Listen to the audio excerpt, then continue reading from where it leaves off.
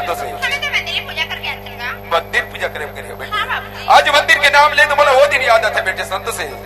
जे दिन तोर माँ एक बचपना ने संस्कार दे रही है बेटी संत से कुछ क्षण में स्कूल जाए भूल जावे, काम बुतला भूल जावे, खाना पीना भूल जावे, लेकिन माँ शेर वाली की पूजा करे बाद भूल करके तोर माँ एक संस्कार दे रही है। आज अपन माँ के संस्कार के आज पालन करे दस बेटी संत से।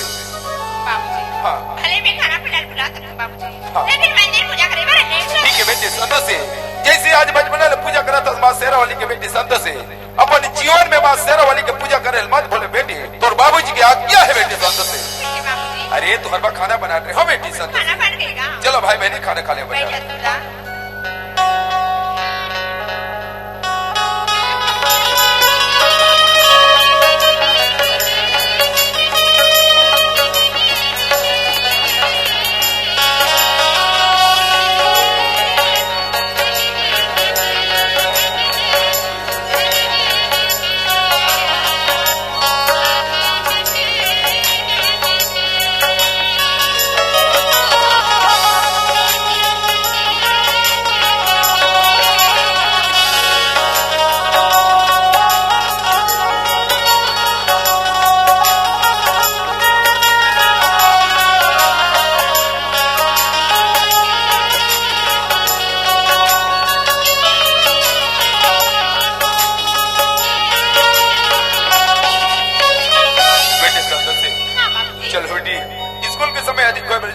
काफी पुस्तक पढ़ लो भाई बहन, चले जल्दी स्कूल जाओ बेटा।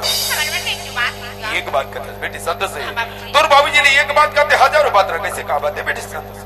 बाबूजी हाँ बचपन से हमारे माँ ये दुनिया छोड़ के चले बाबू। हाँ बेटी ना तो माँ की ममता ना माँ की दुलाला हम जाने लगा हमारे मन में सोच लेते कि हमारे मामा लाले संत से आज कैसे बात करता है बेटी संत से। आज देखा दस की हमारे बचपन ले माँ के ममता नहीं जान के लेकिन ये बात न बोले बेटी संत सो बात न सुन के आज मला बहुत बड़े दुख पड़े से बेटी संत से। मैं तो सोचत रहा हूँ तोर माँ की जगह तोर बाबूजी ममता दुलार प्रेम हाथ चेंज ला दे तो कह के, लेकिन तोर बाबूजी के ममता दुलार में कम पड़ के जब मैं माँ की याद करता बेटे। बाबूजी हाँ ये पारा पर खिलाई हमारा दिन का बाबू। हाँ जेकर मारे थे पर हाथ में खाना खिलाती, जेकर मारे थे वो गोदी में बैठा के खिलाती बाबू। आज ये दुनिया में हमरो माँ रहेगा मैं ममता ला हम हाथ जान ले बेटी संत से और बिछड़ दुबला सामने मत ला बेटी संत से। हाँ बेटा सुरदास बने बात लगा दे बाबूजी। हाँ हमारा माल आए ना बाबूजी। वाह बेटा सुरदास आज तो हम बहन के बाद में आके कथा सबर बाबा खुश के लगेंगे, लेकिन सुना तो बेटी बेटा हो एक जगह तोर बाबूजी ने दूसरा कोई चीज मांग ले, दूसरा कोई वस्तु मांग ले, लेकिन दोबारा माल मजबूर मत कर बेटी संत से। सुना था बेटी संत से जे माँ तुमला 9 महीना बड़ी कोख में रखी बेटी संत से खुद दर्द ल सही बहुत बड़े जोखिम ल सही के बेटी बेटा ल जन्म दी, लेकिन आज विधि के विधान विडम न कहा जाए परमात्मा के मर्जी निधि सो माँ साथ निधेश का तुहर में बनावटी माला होगा वो साथ दे सकते वही लगे बेटी संत से 5 गजाने प्रसाद का पीड़ा तो बाबूजी दोबारा माँ खोद के नहीं लगे बोला माफ कर दे बेटी संत से। ये घर के नारी बिना सुनाई हमारी बात न माने बाबूजी। अगर ते हमारी बात नहीं माने बाबूजी स्कूल जाना तो बड़ दूर की बात है, आज के बाद खाना पीना आज कैसे बात करते हैं बेटी संत से। यदि माँ खोद के नहीं लावे खाना पीना छोड़ दे वो कहेंगे का तुहर में न तो बाबूजी खुशी से रह सकते रहे, तुम तो एक जिगर के टुकड़ा पड़ ला जब अपना जीत करा था बेटी संत से तो बाबूजी छोटे से प्रयास करते लेकिन स्कूल जल्दी जाओ बेटा काबर की स्कूल के समय अधिक हो गए बेटा, काफी पुस्तक पकड़ो जल्दी जाओ बेटा। बाबूजी हाँ पक्का माला बिना बेटा मैं पक्का प्रयास करके देखो मेरा ठीक है बाबूजी जल्दी जाओ बेटा। टाटा बाबू टाटा बेटा।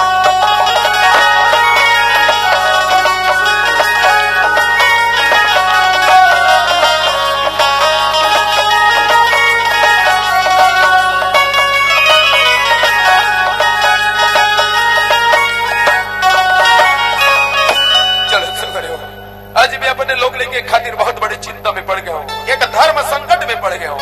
आज ये भंदा गांव में कौन भाई न बोलो, कोई भी भाई कर बात रखो तो कोई भी भाई बोला टूट जवाब दे। वाह यमीला आज ते अपने लोग लेके छोटे के बड़े करे होते कथा सबला माँ की जरूरत है तो इसे का जवाब ले दो, लेकिन भाई कहा मित्र कहा ये गाँव में साहू भाई है हो सकते वही मोर समस्या का निदान कर सकते हैं। साहू भाई आवाज का जे गाना का कौन है रस का? अरे पलांदूर वाले हम मिलाऊंगा। वाह खुशी लगा छोटे भैया कैसे आज एकदम सुबह सुबह सा ना हो? कैसे कर में छोटे आदमी करे जैसे जैसे समय समस्या थे ओकर अनुसार आए लगते जाए लगते वैसे वैसे समस्या चले गया नहीं तो माहौल उसने लगा थे खबर आज एकदम पीने पहुंचे। अब हमारे घर के हाल चलना जाना था छोटे मोर अलावा मात्र घर में संतोष सुरदास है। लेकिन रात में अचानक बात करे कि बाबूजी हमन माँ बिना ममता दुल्हन बदरसतन हमर माँ खोज के ला करके मुझे मजबूर कर दे तो थोड़ा वही बात लेके आप तक क्या ये एक जन समस्या गलत करे भैया आपके घर के लिए। अच्छा आज की बात है मैं बताऊँ तब जानो आपका। हाँ सुबह को चाय पिए पर बैठे ना। अच्छा तो आपके बहु बात रखी भाई ऐसे का बात रखी वो कहते हैं भाई देखो जी सूरदास और संतोषी मन बढ़ते जाते हाँ भाई बढ़त जाते माने लोग लेकर मन में समझदारी गलत आने एकदम तय है भैया। हाँ हाँ वो लेकर मन अपन आपला देखते भैया उस अच्छा में दूसर घर के लोग लेकर जो साथ में खेलते ना हाँ दिन मन ला देखते जीकर मन के दाई होते थे महजूद है अभी। हाँ अब वो दाई के माध्यम से वो लेकर मन माया दुलार जी मिलते भैया। अच्छा वही माया दुलार पाए पर आज कहीं के सूरदास और संतोषी गलत तर सते तंद्र थे। अच्छा तो भाई कोनो डाले बड़का वो लइका मन के दाई ले आतीस। हाँ वो लइका मन के जेन माया दुलार के प्रीत जेन वो मतलब मिलना चाहिए वो मिल जाती घर के बनोती बन जाती हमें बात ला रखने चल रहे हैं मतलब हमारे घर के मन के बात ला छीन डारे भाजा भाई, हाँ। तो बात ऐसा है छोटे हाँ। अब कब 4 में उठत बैठत रहत कई गांव घूमत फिरत रहत यदि कोई गांव में यदि सुरह में तत्काले निकले रहते यदि सांझ को बबलूर में भेजे खलक रहे हो नहीं वैसे बदे बताए कि भरदा गांव जाबो ऐसे करके बोला है लोहारा करके भरदा गांव में एक लड़की पता चले रही से भैया। अच्छा और बात ऐसा नहीं जाती तब समझ आता लेनर भाई आज निकल जाता है आज कैसे निकल उनका भूता काम एक लेनर भाई काम बोतल बिल्कुल सहयोग प्रदान करता हूँ लेकिन निकलता है अब आपके काम में तो नहीं गलत कहीं नहीं सब भैया लेकिन बात एक ठने मोटरसाइकिल मैंने को लेनर भाई बस चला था बस से निकल चल फिर बस में निकल जाता।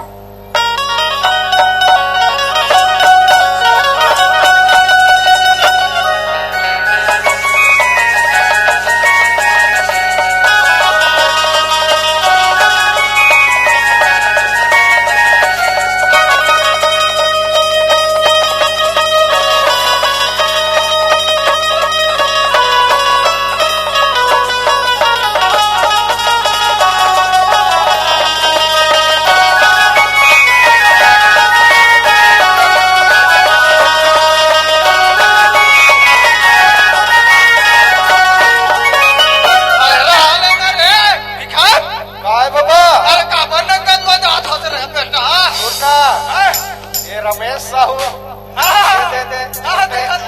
देखा ले न यार मोल मंजीरा बजायल सिखा कहा था ऐसा मतलब तुहार पर करिए खर चला थे रे दे तबला बजायल सिखा कहा थे हमर मन के रिहर्सल चला था का तुहार पर रिहर्सल चला था बेटा जगह अरे तुहार ये साला सुन के बेटा मोरो सब बदल गई रे कैसे बाबा अरे पहली बहु ना तब जान रहा बेटा ओ फोकट छन फेंक टोकरा भागला फेंके से लगते रे बेटा कौन गांव के नाचम जान बोला कह रे मैं थोड़ा चला जाऊं बेटा पहुंचे टोला का बेटा तो वहाँ काक रोल करत रहे बोला कहेगा हाँ मैं जीरो रोल करो रे टोला कुंडा रोल करे कहेगा कैसे कैसे जानता रे हमार घसियान बताए ऐसे का आओ तुहार घसियान से नाचत रहूं बेटा हाँ। मैं गुंडा के रोल करत हूं रे कहाँ जात है बाबा सुना था बेटा हाँ लाखड़ी लो टाइम पे हो गएगा हाँ। हमार लाखड़ी हो गए बेटा बड़ा जल्दी हो गया तुम्हारा लाखड़ी का का बेटा हम तो देखते थे सब बेटा हरियर दिखते हमारा हो गया बेटा का बात पहली मोहनी का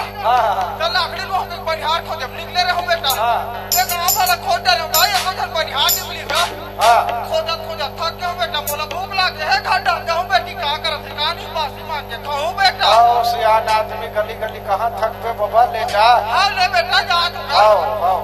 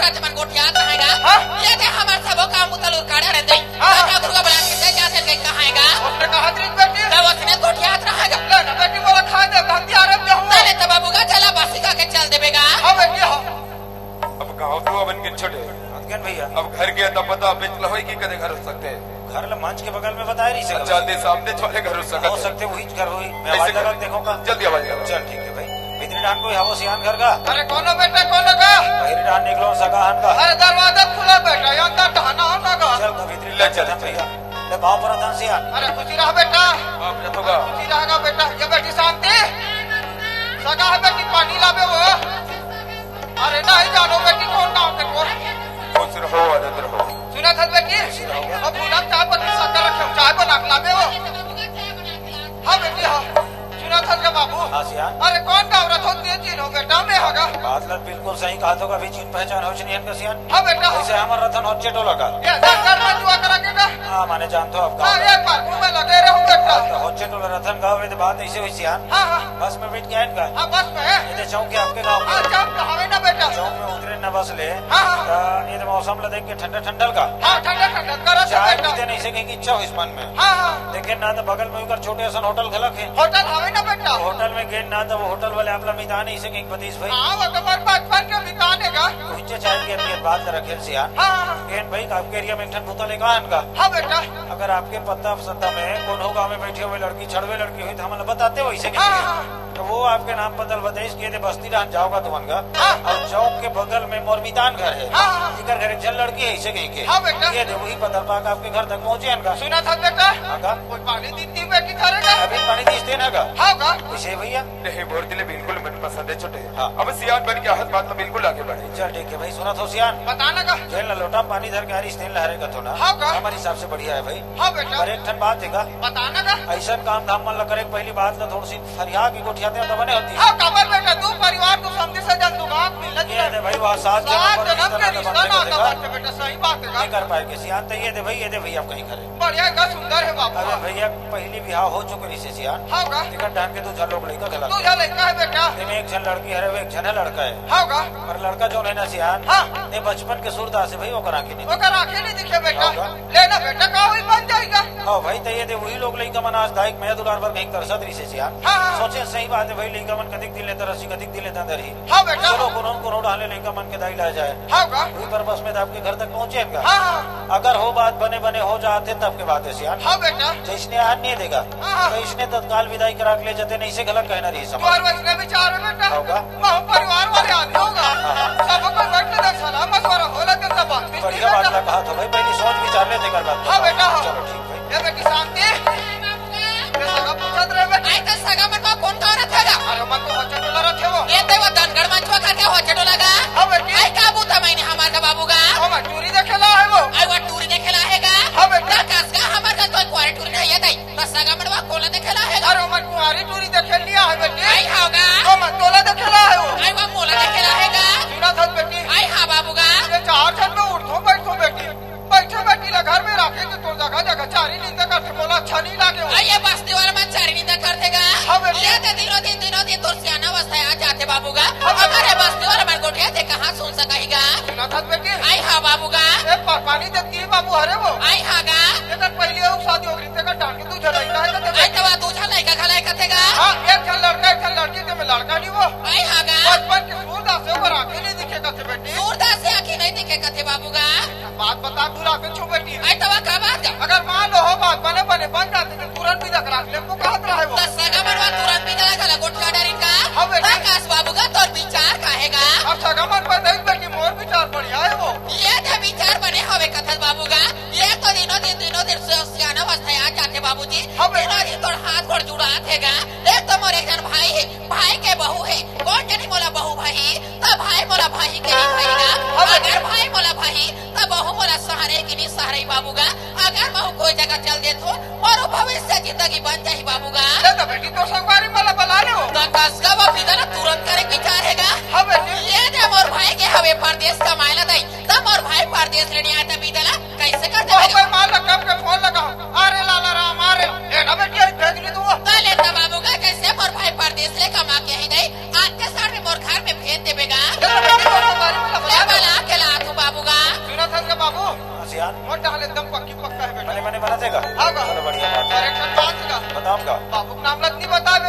बहाव सियान जल्दी जल्दी भुला के होगा।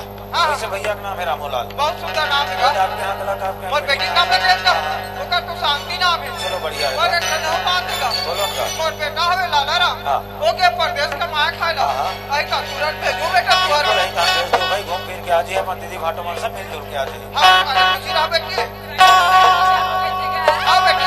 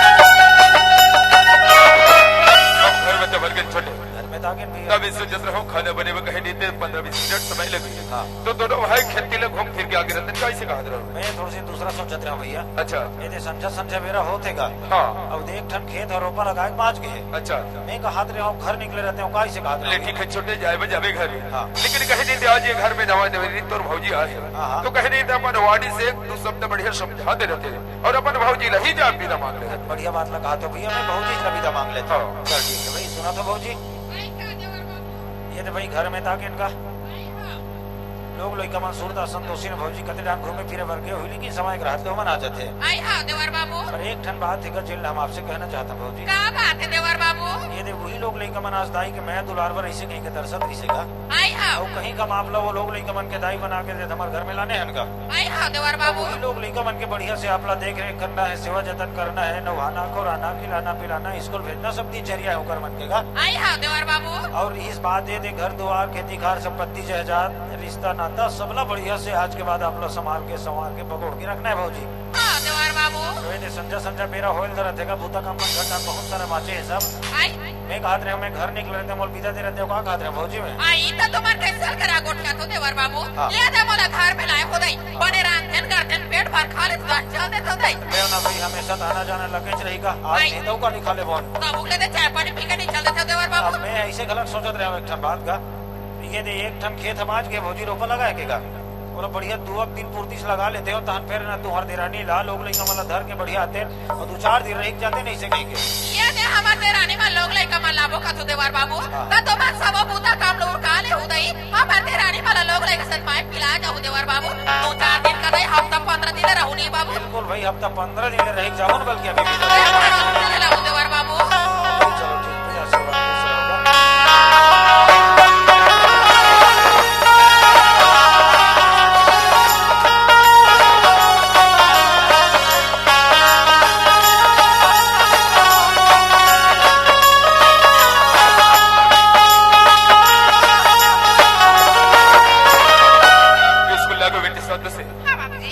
हाथ पैर धो चलो खाना खाई तैयार करो। हमें खाना पीना नहीं चाहिए बाबूजी। खाना नहीं चाहिए आखिर क्या चाहिए तुमको? हमारे जैसे फार्म बेटी संत से मैं तो चंद्र हो और बेटी संत से मर्याद ले मां सब रही बोला के होई नदान बुद्धि में बोले ऐसे करके हो सकता है खुदा न खासा तो हर बाबा कोई नहीं मिलती तो आज जैसे लगता मर्याद भी ले लेते हो चलते बेटी संत से। अरे तोर बाबूजी तो हर बाबा खुद के लाड ठीक है बेटा मैं बुलाता हूँ ये संत आई हसियान ये तो हर बार चल कर पाँव छुओ बेटा। आई खुशीरा बेटी आई खुशीरा बेटा मेरे बस रख ले मां ले आओ बेटी। ए संत आई हसियान आज ये घर वाला ऐसे लगा थे संत जेला में कभी सपना में नहीं सोच रहे हो जे घर हमें सबल अंधकार अंधकार जैसे लगे और जे घर अंधकार जैसे लगे वो घर आज जैसे ही घर में 2 कदम बड़ी संत और बोले चारों तरफ पूरा उजाला ही नजर आवत है और आज समर सिर में जो बोझ रही संत संत सूरदास ने नौहाना खवाना स्कूल भेजना खेत खार के सारी काम बुता ये सबको जिम्मेदारी ला 2 रुपए डाला तो आज से शांति आई हौसिया खबर की नारी के घर ला बनाए बिगाड़े में बहुत बड़ी स्थान थे करते शांति चाहे तो नारी घर ला चंद मिनट में स्वर्ग बना सकते हैं और चाहे तो नारी घर ला चंद मिनट में नरक बना सकते हैं कहे शांति नारी के बिना घर हंसुना और देवी के बिना मंदिर हंसुना ये सब चीज के बाद लाश से 2 रुपए डालो तो शांति आई हौसिया लेकिन पटेल भैया बोलत रहे कहा जाता सभी ला कहानी जा से गोदी बैठे लगल निहाज जे कहे ने सुख दुख के बाद लग उठा वैसे गई गए तबे सोचत रहे सब तो सूरदास ने जब तक स्कूल भेजत रहे मैं आ रहे तो कैसे कहत रहो मैं आई तुम्हारे तो बैठल जाबो कतो सियार बैठल जाबो कतो चल दे उदे लोग लेके मल में नहा खवा के स्कूल भेजा तू लेकिन संडे में जल्दी आ जाओ ले जल्दी आ जाओ सियार मां आई हां बेटी ये घर में देना मना महात्मा आई हां बेटी कदे तमान का देख रहे नहीं जानत क्या नहीं जानो बेटी ये वाले में खाना बनाने वाले रूम में सामान रखते मां तुम्हें तो मंदिर पूजा करे बजे तनिया बेटी संतोषी बेटा सूरदास ये तो तुम दोनों भाई बहनी मंदिर पूजा करे जाथन कथो बेटी देवी देवता भगवान के पूजा अर्चना करना चाहिए बेटी देवी देवता पूजा अर्चना करे से आदमी के जिंदगी में संकट दूर आए बेटी पूजा के थाली ला ले मां ले आओ बेटी घर में मां है भाई हमारा माया ममता भी नहीं खुदा बेटी संतोषी बेटा सूरदास तुम मंदिर में पूजा करके जाओ बेटा मैं तो हर बार खाना बना के रखा तू बेटा मां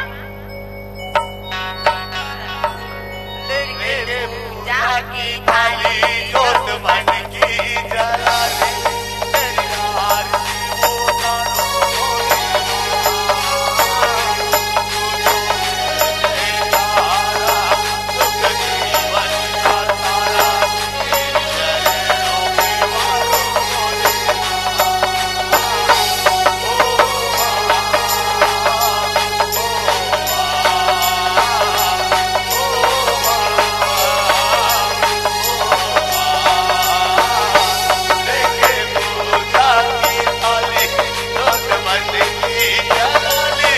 तेरी आरती वो गानो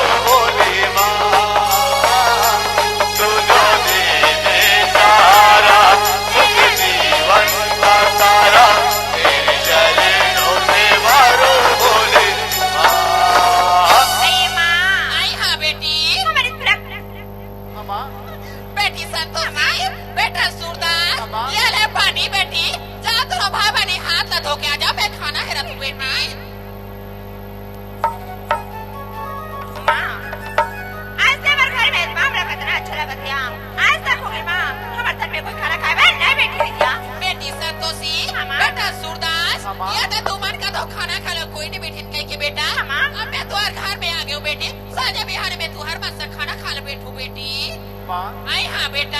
आज वो राखी दिखतीस ते माँ मैं तोला देख पाते माँ बेटा सूरदास ते कैसे गोट के थल बेटा ते कदस के आंखें देखी ते देख पाते नहीं के सूरदास ये रे भगवान तोर हाथ गोड़े सकीला बने दिस बेटा लेकिन तो न लनी दिस सूरदास आज तो अपन माला हाथ में चिकन भाव कर ले बेटा ये खाना ते अपन हाथ से बना आई हां बेटी अपन हाथ से खिला लिया हां बेटी माँ तोरे माँ मिटा जगी माँ हे महान वो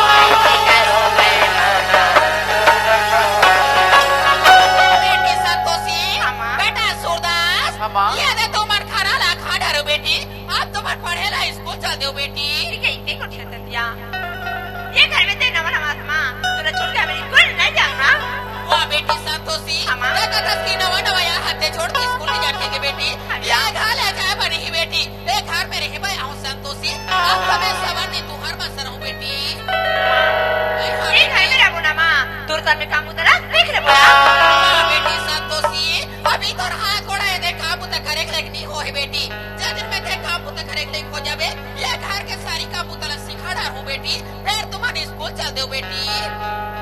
माँ आई हाँ बेटा। आज हम तोरे से रहो माँ।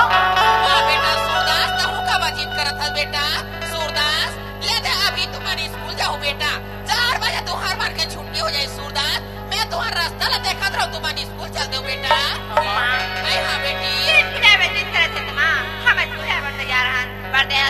छोड़े भर जाबे तले ना का हुई बेटी आधा रास्ता में छोड़ के आ जाऊँ बेटी।